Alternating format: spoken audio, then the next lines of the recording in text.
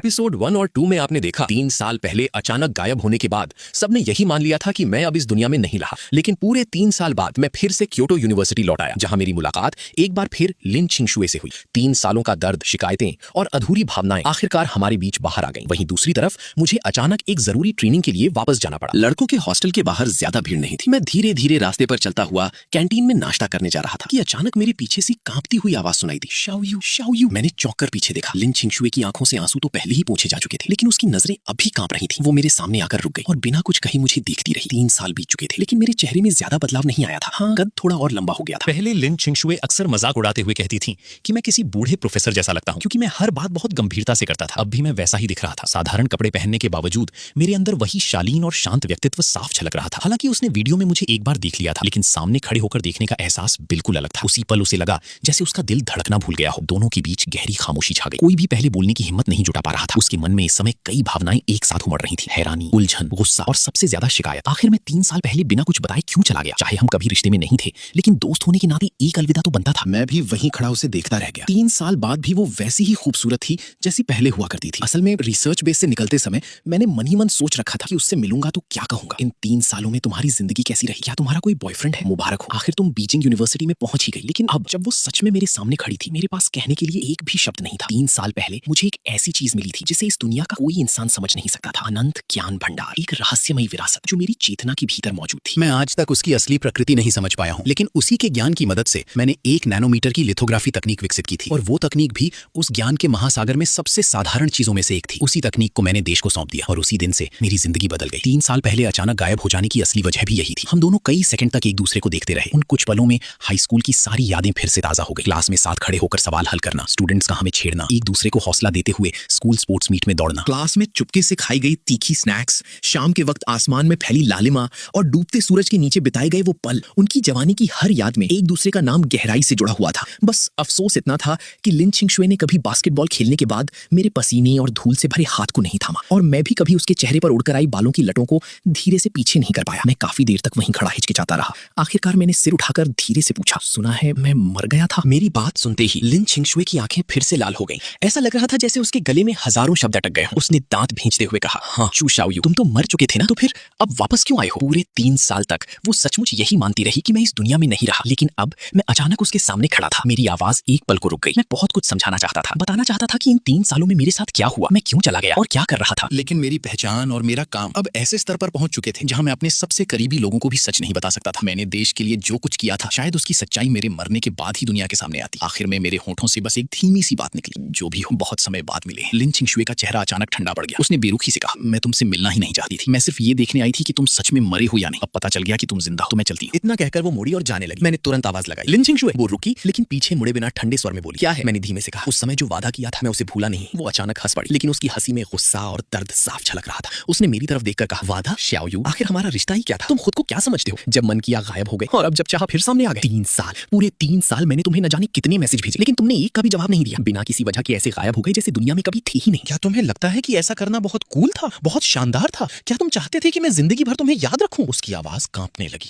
अगर गायब ही होना था तो फिर वापस क्यों आए? आखिरी शब्द वो लगभग चीखते हुए बोली, जैसे इन 3 सालों का सारा दर्द, शिकायत और अकेलापन उसी एक पल में बाहर निकल आया। शुरुआत में उसे सचमुच उम्मीद थी कि शायद मैं कोई मजाक कर रहा हूँ। उसे लगता था कि मैं अचानक गायब होकर उसे परेशान कर रहा हूँ, और जब वो मुझे ढूंढ लेगी तो मुझे जमकर डांटेगी। लेकिन धीरे धीरे उम्मीद खत्म हो गई। 3 सालों तक मेरी कोई खबर नहीं मिली, यहाँ तक कि उसे लगने लगा था कि शायद वो हाई स्कूल की सारी यादें भी भूल जाएगी। लेकिन तभी मैं अचानक फिर उसके सामने आ खड़ा हुआ। मैं पूरी तरह चुप हो गया। आखिर मैं क्या कहता? ये शरीर अब देश को समर्पित हो चुका है, इसलिए तुम्हारा नहीं बन सका। मैंने सिर्फ धीरे से कहा, सॉरी, मुझे बिना बताए नहीं जाना चाहिए था। उस समय सब कुछ बहुत अचानक हुआ। मुझे समझ नहीं आया कि तुम्हें कैसे बताऊं कि मैं जा रहा हूँ। जिस रिसर्च प्रोजेक्ट में मैं शामिल हुआ था वो देश का सबसे बड़ा राज था। यहाँ तक कि मेरे माता पिता को भी बस इतना पता था कि मुझे देश ने किसी खास जगह पर पढ़ाई और रिसर्च के लिए चुना है। देश के लिए काम करने पर मुझे कभी पछतावा नहीं हुआ, लेकिन लिन छिंगशुए के लिए मेरे दिल में हमेशा अपराध बोध रहा। लेकिन तभी उसने मेरी बात बीच में काट दी। जरूरत नहीं है, तुम्हें मुझसे माफी मांगने की कोई जरूरत नहीं, क्योंकि हमारा कोई रिश्ता ही नहीं था। मैंने अपराध बोध से भरी नजरों से लिन छिंगशुए की तरफ देखा। मुझे जाना होगा, घर में कुछ जरूरी काम आ गया है, थोड़े समय के लिए वापस जाना पड़ेगा, लेकिन ज्यादा से ज्यादा मिलिट्री ट्रेनिंग खत्म होने तक मैं लौट आऊंगा। मेरी बात सुनते ही उसके चेहरे पर तनाव उभर आया। उसने लगभग तुरंत पूछ लिया, क्या हुआ, घर में सब ठीक तो है? लेकिन अगले ही पल उसने खुद को संभाल लिया और फिर से ठंडे चेहरे के साथ बोली, तुम्हें जाना है तो जाओ, मैं तुम्हारी कौन लगती हूँ जो मुझे सफाई दे रहे हो? मैं हल्का सा मुस्कुराया। भले ही मैंने स्कूल में पहले से बता दिया हो, लेकिन तुम हमारी क्लास की असिस्टेंट काउंसलर भी हो। नया स्टूडेंट अगर मिलिट्री ट्रेनिंग ट्रेनिंग मिस करे तो कम से कम तुम्हें बताना तो बनता है। और वैसे भी मेरी नजर में तुम सिर्फ मेरी काउंसलर नहीं हो। लिन चिंगशुए ने हल्की से नाक सिकोड़ते हुए कहा, मुझे समझ नहीं आ रहा तुम क्या बोल रहे हो। फिर उसने खुद को शांत दिखाने की कोशिश की। और कोई बात है? नहीं तो मैं जा रही हूँ। मैंने हंसते हुए कहा, बस इतना कि इस बार इसे बिना बताए गायब होना मत समझना। मैं दोबारा पप्पी नहीं बनना चाहता। इतना सुनते ही उसे पिछली रात की बातें याद आ गई, जब नशे में उसने मुझसे वादा लिया था। उसका चेहरा तुरंत लाल हो गया। उसने मुझे घूरते हुए कहा, तुमसे बात करना ही बेकार है, अगर घर में काम है तो जल्दी जाओ, बहुत परेशान करते हो। इतना कहकर वो जल्दी से मुड़ी और वहां से भागती हुई चली गई। मैं वहीं खड़ा उसकी जाती हुई पीठ को देखता रहा और धीरे धीरे मेरे होठों पर मुस्कान आ गई। दूसरी तरफ हॉस्टल लौटने के बाद लिन चिंगशुए काफी देर तक खुद से लड़ती रही, फिर अचानक झल्लाकर मन ही मन खुद को डांटने लगी। लिन चिंगशुए, तुम इतनी कमजोर क्यों हो? उसे देखते ही तुम्हारा दिल फिर से पिघल गया। वो बिना कुछ बताए 3 साल तक गायब रहा। क्या उसने कभी सोचा कि तुम पर क्या बीती होगी और तुम अब भी उसकी चिंता कर रही हो कि उसके घर में क्या हुआ? उसने गहरी सांस ली और खुद को शांत करने की कोशिश की। फिर मन ही मन एक फैसला कर लिया, इन 3 सालों का हिसाब वो इतनी आसानी से खत्म नहीं होने देगी। लेकिन मुझे इन सब बातों का पता नहीं था। उस समय मैं एयरपोर्ट के लिफ्ट में खड़ा था और बोर्डिंग एरिया की तरफ जा रहा था। तभी बाहर से किसी की तेज आवाज सुनाई दी, अंदर वाले लोग बाहर निकलो, जल्दी बाहर आओ। मैंने सिर उठाकर देखा। लिफ्ट के बाहर भारी भीड़ जमा थी। बीच में एक मशहूर मेल सेलिब्रिटी खड़ा था और उसके चारों तरफ फैंस फोटो खींच रहे थे। मैं हल्के से हंस पड़ा और कहा, इतने लोग हो, अगली लिफ्ट का इंतजार नहीं कर सकते? क्या ये एयरपोर्ट तुम्हारे घर का है? ये सुनते ही उस स्टार के असिस्टेंट का चेहरा बिगड़ गया। उसने गुस्से में कहा, तुम कहना क्या चाहते हो? हमारे लैले का शेड्यूल कितना बिजी है, तुम्हें पता भी है? उसकी फ्लाइट का टाइम हो रहा है, जल्दी से बाहर निकलो। मैंने शांत स्वर में जवाब दिया, उसकी फ्लाइट छूटे या ना छूटे उससे हमारा क्या लेना देना? यहाँ मौजूद हर इंसान के अपने जरूरी काम है, सिर्फ स्टार होने से किसी को स्पेशल अधिकार नहीं मिल जाते। मेरी बात सुनते ही उसके आसपास खड़ी कुछ कट्टर फैन लड़कियां भड़क गई। एक लड़की जोर से बोली, तुम्हें पता भी है हमारा लेले कितना बड़ा स्टार है? उसके पास हर दिन इतने सारे शो और शूट होते हैं। दूसरी लड़की चिल्लाई, तुम लोग उसके जितने बिजी हो क्या? उसे पहले जाने देना तुम्हारे लिए सम्मान की बात होनी चाहिए। जल्दी रास्ता दो, अगर लेले की फ्लाइट छूट गई तो उसकी जिम्मेदारी लोगे? इस दौरान उस स्टार का चेहरा भी खराब हो चुका था। पिछले 2.5 सालों में देश भर में मिली जबरदस्त लोकप्रियता ने उसे पूरी तरह घमंडी बना दिया था। यहाँ तक कि फिल्मों की शूटिंग में अगर वो 2.5 घंटे लेट पहुंचता तब भी पूरा स्टाफ उसका इंतजार करता रहता। हालांकि स्टार होने के कारण वो इतना समझदार जरूर था कि सार्वजनिक जगह पर कोई ज्यादा हरकत ना करे। उसे पता था कि अगर उसने कुछ गलत किया तो लोगों का गुस्सा तुरंत उसके खिलाफ जा सकता है। अगले ही पल उस अभिनेता के चेहरे पर मुस्कान आ गई। उसने अपने असिस्टेंट और बॉडीगार्ड्स को पीछे हटाया और लिफ्ट के अंदर खड़े मेरी तरफ देखकर मुस्कुराते हुए बोला, कोई बात नहीं, भले ही मुझे जल्दी हो, लेकिन आप लोग पहले चले जाइए, आखिर सब लोग ही व्यस्त होते हैं। मैंने बेबसी से होंठ सिकोड़ लिए। जितनी देर में वो ये ड्रामा कर रहा था उतने समय में तो लिफ्ट ऊपर जाकर वापस भी आ सकती थी, लेकिन उसके पागल फैंस तुरंत उत्साहित हो गए और कहने लगे कि उनका लीली कितना सभ्य और विनम्र है। साथ ही वे मुझे घूर घूर कर बातें करने लगी। मैंने बस बेपरवाही से सिर हिलाया, उसे कोई जवाब नहीं दिया और सीधे लिफ्ट का दरवाजा बंद करने वाला बटन दबा दिया। लेकिन मुझे क्या पता था कि सिर्फ उसे लिफ्ट में जगह न देने की वजह से वो अभिनेता अपने फैंस को मेरे खिलाफ भड़काने वाला था। मेरे जाने के कुछ ही देर बाद वो अभिनेता फैंस की तरफ देखकर मुस्कुराया। उसकी आंखों में एक ठंडी और चालाक चमक उभर आई।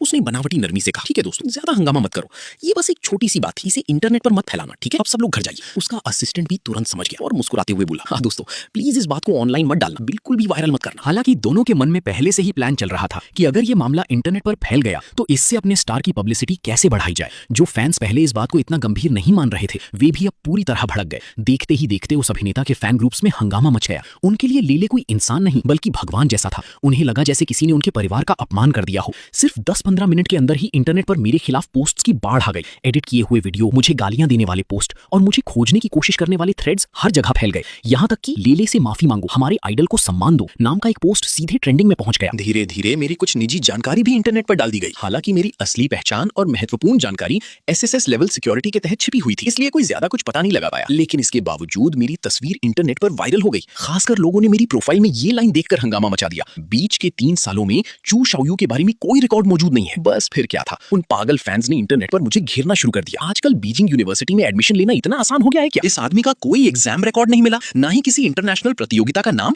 ऐसा इंसान आखिर यूनिवर्सिटी में पहुंचा कैसे? इसकी पूरी जांच होनी चाहिए। हालांकि कुछ समझदार लोग भी थे जो इस मामले को शांत दिमाग से देख रहे थे, लेकिन कट्टर फैंस की भीड़ इतनी ज्यादा थी कि उनकी आवाज दब कर रह गई। धीरे धीरे पूरे इंटरनेट का माहौल उसी अभिनेता के पक्ष में चला गया और मैं अचानक ऐसा इंसान बन गया जिसे हर कोई ऑनलाइन गालियां दे रहा था। उधर बीजिंग यूनिवर्सिटी के गर्ल्स हॉस्टल में लीचियन आराम से वीडियो देख रही थी। तभी अचानक उसकी नजर तेजी से ट्रेंड हो रहे एक हॉट टॉपिक पर पड़ी। उसने तुरंत पास बैठी लिन चिंगशुए को आवाज लगाई, चिंगशुए जल्दी इधर आओ, जरा देखो क्या ये तुम्हारा वही जूनियर नहीं है? इंटरनेट पर बहुत सारे लोग इसे गालियां दे रहे हैं। लिन चिंगशुए एक पल के लिए चौंक गई। उसने तुरंत लीचियन का फोन लिया और पोस्ट्स देखने लगी। कुछ सेकंड बाद ही उसके चेहरे पर झुंझलाहट आ गई। क्या इन फैंस की दिमाग खराब है? इतना कहकर उसने अपना फोन निकाला और सीधे ट्रेंडिंग पोस्ट के नीचे कमेंट लिखना शुरू कर दिया। क्या सेलिब्रिटी होना मतलब भगवान बन जाना है? सिर्फ लिफ्ट में जगह नहीं मिली तो इतना ड्रामा, इतनी जल्दी थी तो क्या मरने जा रहे थे? लिन चिंगशुए को इतनी गुस्से में देखकर ली चियन हंस पड़ी। अरे कौन कह रहा था कि अब तुम्हारा शाओयू से कोई लेना देना नहीं है? तुम्हें देखकर तो लग रहा है कि तुम्हारे दिल में अभी भी बस करो। लिन चिंगशुए ने तुरंत बात काट दी। मैं इंसाफ की बात कर रही हूँ, अगर किसी और के साथ भी ऐसा होता तब भी मैं यही करती। लेकिन जल्द ही उसे एहसास हुआ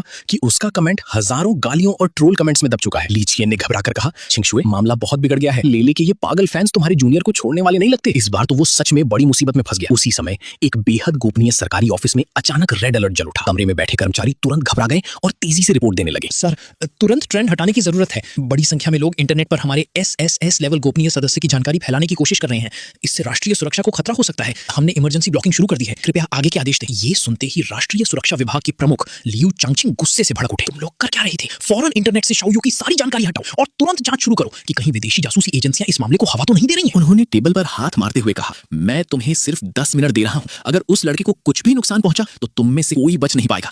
देश मेरे बिना चल सकता है, लेकिन देश की वैज्ञानिक दुनिया उसके बिना नहीं चल सकती। देश के सबसे प्रतिभाशाली वैज्ञानिकों में से एक होने की वजह से मेरी पूरी फाइल पहले से ही राष्ट्रीय सुरक्षा विभाग से जुड़ी हुई थी। कोई भी व्यक्ति या संस्था अगर मेरी जानकारी खोजने की कोशिश करती तो तुरंत सुरक्षा अलार्म सक्रिय हो जाता। लेकिन इस बार समस्या सिर्फ एक इंसान की नहीं थी। हजारों लोग इंटरनेट पर मेरी जानकारी फैलाने में लगे हुए थे। लियू चांगचिंग ने एयरपोर्ट की लिफ्ट वाली CCTV फुटेज देखी। फुटेज खत्म होते ही उन्होंने दांत भींचकर गुस्से में कहा, आजकल के ये सेलिब्रिटी सच में हद पार कर रहे हैं। स्टारडम दिखाना था तो किसी और पर दिखाते। जिस लड़के को कुछ ही समय में देश का सबसे युवा अकादमिक बनने वाला है, उससे लिफ्ट खाली करवाना चाहते थे। तुम उसके सामने क्या चीज हो? लेकिन तभी उनका फोन अचानक बज उठा। स्क्रीन पर नाम देखते ही उनके चेहरे का रंग बदल गया। उनके दिल में एक अजीब सा डर बैठ गया, क्योंकि फोन करने वाला इंसान बेहद खतरनाक तरीके से अपने लोगों का पक्ष लेने के लिए मशहूर था। अब तो बड़े लोग भी मैदान में उतर आए थे। फोन करने वाला था हुआ साइंस एकेडमी का अध्यक्ष वांग वे मिन। ये बूढ़े लोग भले उम्र दराज हो, लेकिन अपने लोगों की रक्षा करने में किसी से कम नहीं थे। लियू चांगचिंग ने गहरी सांस ली और थोड़ी घबराहट के साथ कॉल रिसीव की। उधर से वांग वी मिन सीधे गरज पड़े,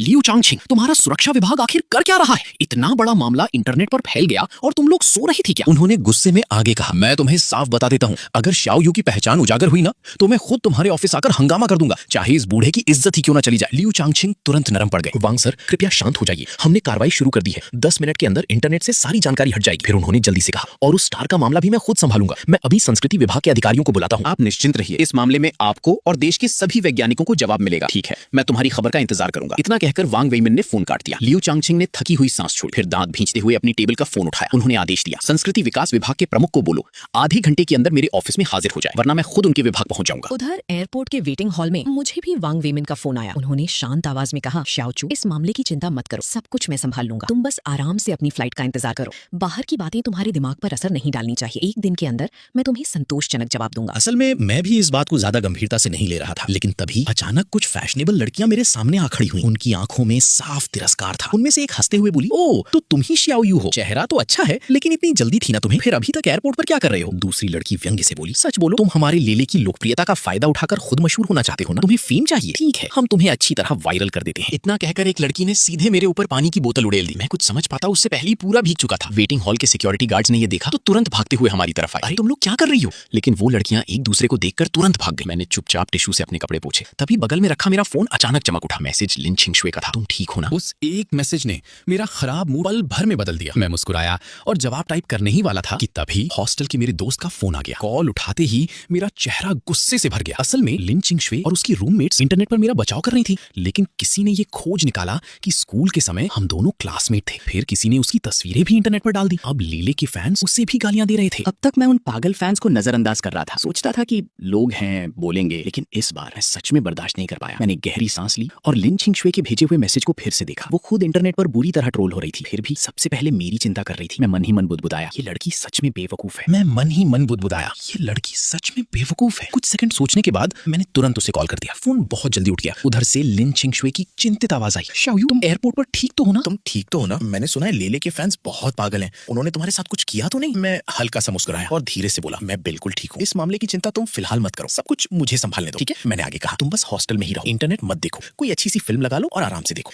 जब तक तुम्हारी फिल्म खत्म होगी मैं ये पूरा मामला सुलझा दूंगा। लेकिन लिन छिंगशुए की आवाज अचानक कांप गई। आखिर में तो उसकी आवाज में रोने की झलक तक आ गई। तुम ये सब कैसे संभालोगे? पूरा इंटरनेट तुम्हें गालियां दे रहा है, तुम अकेले क्या कर लोगे? उस पल उसके दिल में पछतावा भर गया। अगर सुबह उसने गुस्से में मुझे नजरअंदाज न किया होता, अगर वो मुझे एयरपोर्ट छोड़ने आ जाती, तो शायद ये सब कभी नहीं होता। मैंने माहौल हल्का करने के लिए हंसते हुए कहा, सीनियर लिन, इतनी चिंता कर रही हो, क्या इसका मतलब है कि तुमने मुझे माफ कर दिया? बिल्कुल नहीं। लिन छिंगशुए तुरंत बोल पड़ी, शाओयू, एक बात याद रखना, मैं इंटरनेट पर तुम्हारा साथ सिर्फ इसलिए दे रही हूँ क्योंकि वो लोग बहुत ज्यादा गलत कर रहे हैं, बस इतनी सी बात है। फिर उसने जल्दी से जोड़ दिया, तुम ज्यादा मत सोचो, मैं तुम्हें बिल्कुल माफ नहीं करने वाली। लेकिन मन ही मन उसने चुपचाप एक और बात कही, कम से कम इतनी आसानी से तो नहीं। वो खुद भी जानती थी कि वो कितनी कमजोर पड़ जाती है। 3 साल तक कोई संपर्क नहीं था। फिर भी जैसे ही शाओयू वापस आया, उसका दिल तुरंत हार मान बैठा। चाहे उसने कितनी भी नाराजगी जताई हो, चाहे कितनी भी शिकायतें हो, लेकिन बस उसे एक बार देखते ही उसके मन की सारी उदासी गायब हो जाती थी। मैंने भी पहली नजर में समझ लिया था, लिन छिंगशुए अब भी वही पुरानी लड़की है, बस थोड़ा ज्यादा तुनक मिजाज और शर्मीली हो गई है। सबसे अच्छी बात ये थी कि हम दोनों अभी भी एक दूसरे को पूरी तरह खोए नहीं थे। मैंने हल्की हंसी के साथ गंभीर आवाज में कहा, आगे अभी बहुत लंबा समय है। जब मैं घर के सारे काम खत्म कर लूंगा तब मैं सच में तुमसे माफी मांगूंगा। मुझे तुमसे बात ही नहीं करनी। इतना कहकर लिन छिंगशुए ने जल्दी से फोन काट दिया। फोन रखते ही उसने गहरी सांसें ली और अपने लाल हो चुके गालों पर हाथ से हवा करने लगी। पास बैठी ली चियन शरारती मुस्कान के साथ बोली, अरे अभी तो रो रही थी, अब अचानक इतनी खुश क्यों हो गई? असल में जब इंटरनेट पर लिन छिंगशुए की जानकारी लीक हुई, तब उसके फोन पर हजारों गंदे और जहरीले मैसेज आने लगे थे। ऊपर से वो चाहे कितनी भी ठंडी और मजबूत दिखे, अंदर से तो वो सिर्फ 19 साल की एक लड़की ही थी। लेकिन उसने जल्दी से सिर हिलाया, फिर फोन उठाकर दोबारा कमेंट्स लिखने लगी, मानो वो इंटरनेट पर न्याय की योद्धा बन गई हो। उधर मैंने फोन काटने के बाद अपने सूटकेस से एक खास गोपनीय फोन निकाला और एक नंबर मिलाया। मैं शाओयो बोल रहा हूँ, गोपनीय कोड S117171। मुझे सुरक्षा विभाग के प्रमुख लिू चांगछिंग से बात करनी है। कॉल जुड़ते ही उधर से जल्दी जल्दी आवाज आई, अकादमिक चू, सच में हमें खेद है। आप निश्चिंत रहिए, आपकी पहचान कभी उजागर नहीं होगी। इस मामले में शामिल हर व्यक्ति की जांच की जाएगी। मैंने शांत स्वर में कहा, धन्यवाद लियो सर, लेकिन मुझे आपसे एक और मदद चाहिए। मैं थोड़ा रुका, फिर बोला, बीजिंग यूनिवर्सिटी की जो लड़की इंटरनेट पर मेरा समर्थन कर रही है, मैं नहीं चाहता कि वो इस मामले की वजह से और परेशान हो। लियू चांगछिंग तुरंत बोले, इसमें कोई परेशानी नहीं, ये सब करना हमारी जिम्मेदारी है। फिर उन्होंने थोड़ी झिझक के साथ पूछा, अकादमिक चू, क्या मैं एक निजी सवाल पूछ सकता हूँ? वो लिन छिंगशुए, क्या वो आपकी गर्लफ्रेंड है? दरअसल देश के बड़े वैज्ञानिकों के परिवारों के लिए राष्ट्रीय सुरक्षा विभाग की तरफ से खास सुरक्षा व्यवस्था होती थी। जैसे मेरे माता पिता, 3 साल पहले जब मैं रिसर्च बेस में गया था, उसी दिन उन्हें सरकारी परिवार आवास में शिफ्ट कर दिया गया था। उनकी हर यात्रा और सुरक्षा का पूरा ध्यान रखा जाता था। मैं कुछ सेकंड चुप रहा, फिर धीमे स्वर में जवाब दिया, अभी नहीं। उधर से हल्की हंसी आई, समझ गया, आप निश्चिंत रहिए, मैं इस मामले का इंतजाम कर देता हूँ। लियू चांगछिंग लगातार सिर हिलाते हुए बोला, ठीक है, मैं अभी व्यवस्था करता हूँ। फोन रखने के बाद वो खुद से बड़बड़ाने लगा, मैं सोच रहा था ये लड़का अचानक क्योटो यूनिवर्सिटी पढ़ने क्यों चला गया, तो असली वजह गर्लफ्रेंड निकली। आखिर है तो जवान लड़का ही, लेकिन अगले ही पल उसकी भौहें सिकुड़ गईं। उसने तेजी से ऊपर चढ़ते ट्रेंडिंग टॉपिक को देखा और गुस्से में कहा, ये क्या हो रहा है? हमने तो कमेंट हटाने शुरू कर दिए थे, फिर भी मामला इतना गर्म क्यों है? स्टाफ ने जवाब दिया, सर लेले के फैंस बहुत ज्यादा हैं। हम जितने कमेंट डिलीट कर रहे हैं उससे ज्यादा नए कमेंट आ रहे हैं। उधर के प्लेटफॉर्म वाले क्या कर रहे हैं? अगर अभी भी ये ट्रेंड नीचे नहीं गया तो क्या मुझे उनके मालिक को खुद सुरक्षा विभाग में बुलाना पड़ेगा? स्टाफ बोला, सर प्लेटफॉर्म का जिम्मेदार व्यक्ति फोन नहीं उठा रहा, लेकिन मेरे दोस्त ने बताया कि कई बड़े निवेशक और कंपनियां भी इस मामले में कूद चुकी हैं। वे इस मौके का फायदा उठाकर लेले को और बड़ा स्टार बनाना चाहते हैं। अभी उसकी मार्केट वैल्यू बहुत ऊंची है। ये सुनते ही लियू चांगछिंग का चेहरा ठंडा पड़ गया। उसने सख्त आवाज में कहा, मुझे फर्क नहीं पड़ता उसके पीछे कौन सा पैसा या कौन सा बड़ा आदमी खड़ा है। तुरंत टेक्निकल टीम को आदेश दो, उस प्लेटफॉर्म के सारे सर्वर बंद कर दो।